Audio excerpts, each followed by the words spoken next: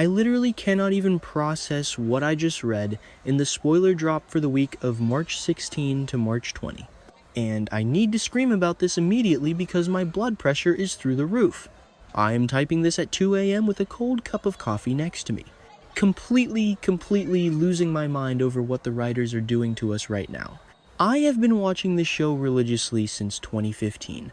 I have sat through the absolute worst storylines, the most ridiculous retcons, and the most painful character assassinations.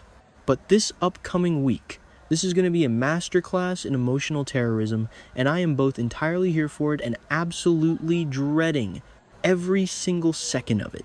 I mean, can we talk about this? Because I feel like I'm the only one who sees the massive, catastrophic train wreck coming straight for Port Charles. And everyone else is just casually sipping their tea while the entire canvas is about to explode. I can't believe they're actually going through with this Jason and Britt exit strategy in the most painful way possible. I know Steve Burton is taking a hiatus. We all know he's stepping back for a bit to be with his family, which, okay, respect, but my God, do they have to rip our hearts out in the process. The spoilers say Jason is going to take action on Friday and Britt is going to be left shaken? Left shaken? Are you kidding me right now? Britt Westbourne has been through absolute hell and back. She is literally a hostage in her own life right now because of that absolute psychopath Ross Cullum and his dirty WSB cold fusion program. Jason and Britt were supposed to go to Canada. They were supposed to abscond, hide out in the snow, drink hot cocoa, and reverse engineer her Huntington's meds so she doesn't literally die. But no, because we can't have nice things. And I swear to everything, if Jason gets kidnapped by Cullum or gets knocked on the head and ends up in Nixon Falls Part 2 with an amnesia storyline and a flannel shirt, I am going to march down to the ABC studios myself. And wait, I'm getting ahead of myself. Let's back up to Monday. Jason makes a vow to Sonny. A vow. Do you know what that means in mob speak? Do you know what that means for Jason Morgan, the man who literally sacrifices his own happiness, his own safety, and his own children's stability every single time Sonny Corinthos breathes heavily? It means Jason is going on a suicide mission. I know some people are loving this return to the classic Sonny and Jason dynamic, but personally, I am exhausted. Jason just redid his will. He literally just went through the agonizing process of trying to make Alexis Davis the guardian for Danny, because he knows this Canada trip is a one-way ticket to disaster. So whatever vow he makes to Sonny on Monday, you just know it's going to be the catalyst for why everything falls apart by Friday. He's probably promising Sonny he'll handle Cullum, which is exactly why Britt gets left shaken. He's going to leave her behind to protect her, isn't he? Am I the only one seeing this? He's going to pull a classic Jason Morgan martyr move. Break has promised to stick around, and Britt is going to be left completely devastated and alone. I am already crying, and it hasn't even aired yet. But then there's Wednesday. The tough conversation. Who is he having a tough conversation with? Is it Carly? Because let me tell you, after he caught Carly and Valentin Cassadine together at the coffee warehouse, I am so over her nonsense. Jason ripped into her, told her to cut ties with Valentin, and she just stands there with that defiant look on her face like she knows better than the man who has saved her life 700 times. Or maybe the tough conversation is with Danny.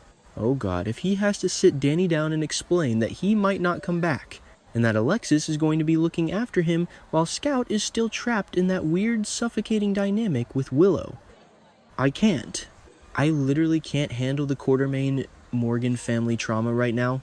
Okay, back to the point, because I need to pivot before I give myself an ulcer over Jason. Let's talk about the absolute audacity of Maxie Jones. I am sorry, but I am officially president of the Anti-Maxie Club right now. The spoilers say Nathan and Lulu are actually going on their first official date on Wednesday. Yes. Finally. After all the longing glances, the trauma bonding, the investigating Delilah's mysterious past together, they are finally going on a date. But of course, it's going to be a rocky road, and why? Because Maxie is throwing a massive hypocritical temper tantrum. I mean, let's review the facts here, people.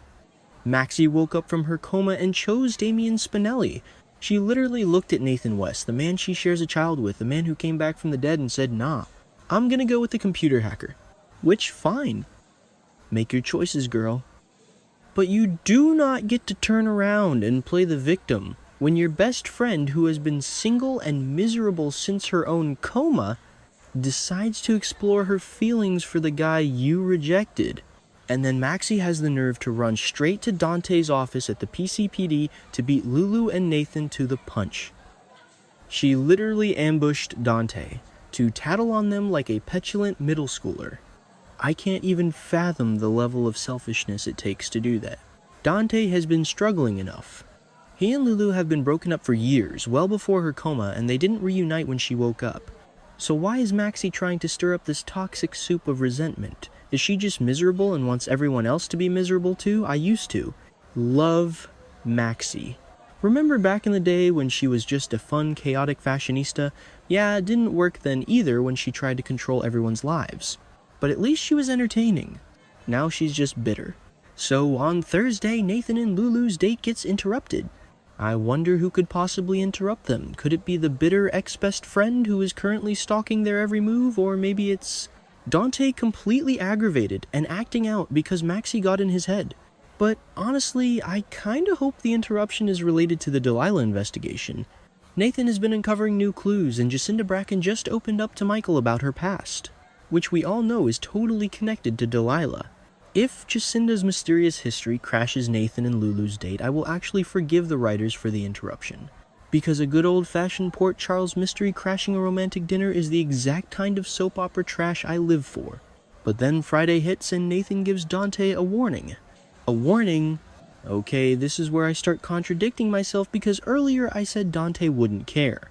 But now I'm thinking Dante is going to absolutely lose his mind. If Nathan is warning Dante to back off Lulu, that means Dante is interfering. But wait, what if the warning isn't about Lulu at all? What if Nathan's warning is about the Delilah case? Dante has been working this case for the PCPD. And if Cullum or the WSB or Jen Sidwell's people are involved, Nathan might be telling Dante he's in over his head. I kinda love the idea of Nathan and Dante, these two former best friends having a tense alpha male standoff in the squad room. It's giving me classic 2010s GH vibes, and I am here for it. Because let's be real, Dante needs a distraction, and he's apparently finding solace in Elizabeth. Oh, Elizabeth Weber, you beautiful, messy disaster of a woman. Dante and Liz have been bonding. They have this really sweet, grounded connection right now, and I am not gonna lie. I am kinda shipping it. I know some people are screaming for a Dante and Sam ghost memorial romance or whatever, but Dante and Liz make sense. They are both parents, they both have dealt with the absolute worst this town has to offer, and they just get each other. But Rick Lansing is back in the picture. Rick is discussing his future with Liz on Tuesday. Rick Lansing, the man who literally locked Carly in a panic room, is trying to have a brand new romantic chapter with Elizabeth. I am screaming. If Dante and Rick end up fighting over Elizabeth, we are officially back in the golden era of soap triangles.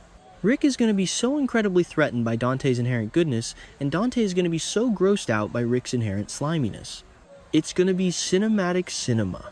Now let's talk about the absolute clown car that is the Ashford family right now. Portia Robinson is outraged.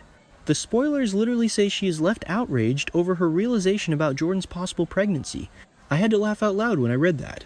Portia is outraged. Portia. The woman who lied about Trina's paternity for 20 years. The woman who had an affair with Isaiah while married to Curtis, got pregnant, and then tried to pass the baby off as Curtis's, even though there are massive rumors that she falsified the DNA results. That Portia is outraged that Jordan might be pregnant with Curtis's baby. The absolute unmitigated gall of this woman needs to be studied in a laboratory. I am so frustrated with how Portia gets to walk around acting like the moral authority of Port Charles. Jordan kept a secret, yes. Jordan has been keeping this pregnancy quiet. But let's remember the history here. Jordan ran straight to Curtis and blabbed when she found out Portia was pregnant before Portia had the chance to tell him. So now Portia has the upper hand. Portia knows Jordan's secret. And the spoilers say this leads Portia to make a big decision. We all know what that decision is. She is going to completely nuke Jordan's life out of pure petty revenge. She is going to run to Curtis, drop the bomb that he is about to be a double daddy. and frame it in a way that makes Jordan look like a manipulative monster. Curtis is going to get the shock of his life, and frankly, he deserves it for being ping-ponged between these two women for half a decade. I am so ready for Jordan to absolutely wipe the floor with Portia when this all comes out. Team Jordan all the way, I don't even care. Finally, I have to talk about something that actually made me really emotional, and that's the Molly and Cody storyline. General Hospital is supporting Endometriosis Awareness Month, and they are bringing back Kate Mansi to direct the Monday episode. I just have to say, as someone who has been watching for years, it is so incredibly refreshing when the show tackles real painful, chronic health issues with actual care. Molly had a severe endo flare-up that sent her to the hospital, and it completely terrified Cody. Cody, who is usually this goofy, horse-loving, somewhat sketchy guy, was legitimately scared for the woman he loves. On Monday, Molly is going to explain her condition to him, and Cody is going to let her know where he stands.